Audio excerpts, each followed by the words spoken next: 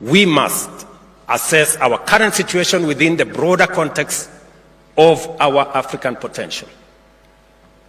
Speaking specifically to this summit is important because it speaks to soil health and fertilizer.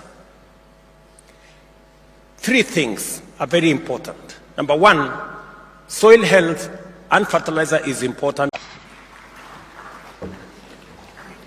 Thank you very much. Please, let's take our seats. Your Excellency, my colleagues, presidents, Your Excellency, President of Zimbabwe, Emmerson Mnangagwa, President of Malawi, the President of Central African Republic, the President of Zambia, the President of Namibia, Prime Minister of Eswatini, the Vice President of Equatorial Guinea, the Vice President of Burundi, the Vice President of Botswana. Distinguished ladies and gentlemen, good morning and welcome to Nairobi. On behalf of the people and government of Kenya, I extend a very warm welcome to all our visitors from both near and far. Welcome home to Kenya. I trust that you have enjoyed your stay in the beautiful city of Nairobi, and I look forward to working with you on this very important subject that has brought us here. It is an honor for me to be here on the beginning of this pivotal summit, which emphatically revisits a historic moment of Africa's green revolution ambition with a focus on soil health and especially the use of fertilizer. Today, Africa remains heavily reliant on food imports, highlighting the limited progress achieved decades after the Abuja Declaration.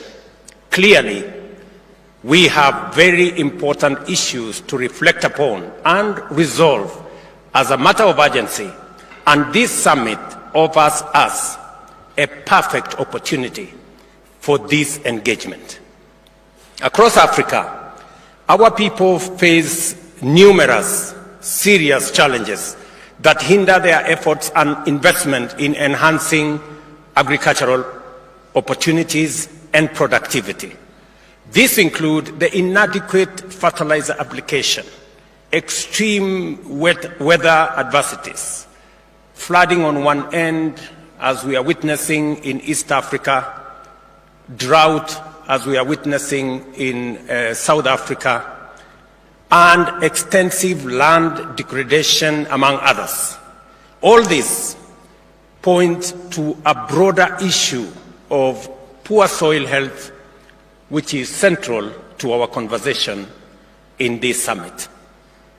Recent global economic crisis that we all understand, including the serious economic issues and challenges that most countries face, compounded by supply chain disruptions from the COVID-19 pandemic, and of course, the geopolitical dynamics, including the war in the middle of Europe, have worsened fertilizer affordability and availability, and disrupted agriculture and agricultural production, resulting in reduced acreage that is currently under crop, and also reducing food security availability. This summit presents an opportunity to collectively deliberate and sustain our ambition by converting challenges into opportunities. To achieve this, we must assess our current situation within the broader context of our African potential. Speaking specifically to this summit is important because it speaks to soil health, and fertilizer. Three things are very important. Number one, soil health and fertilizer is important because Africa has 60% of the world's uncultivated arable land. That potential is immense. And unlocking that potential is central to our economic growth. Because unlocking that potential not only gives us an opportunity to feed our people and this continent, but also it gives us an opportunity for us to engage in agro-processing, value addition, manufacturing with agro-based raw materials. Shortly, we will be having a conversation, for example, with the United States on the subject of AGOA. And AGOA is primarily based on our exports to the United States, a majority of which are agro-based. And therefore, agricultural productivity is central to our economic progress. And agricultural productivity is influenced to a great extent in the proper use of adequate fertilizer that are crop-specific, that will enhance our productivity and therefore build a case for our economic progress. Central to that as well is that Africa is a growing market. It's now a market of 1.4 billion people. By 2050, a quarter of the world's population will be living here. And therefore, it is important for us to use the assets we have. And among the assets we have is our agricultural potential. It is therefore important in this meeting for us to address fertilizer availability, production of fertilizer using locally available raw materials in our continent, making sure that this fertilizer enhances our agricultural productivity, because therein lies the opportunity for us to live in dignity, because we will have food security, to also create jobs and opportunities for our young people using our value addition, agro-processing of agricultural-based raw materials and using it for our industrialization, and using our big market also to make sure that we drive our own progress.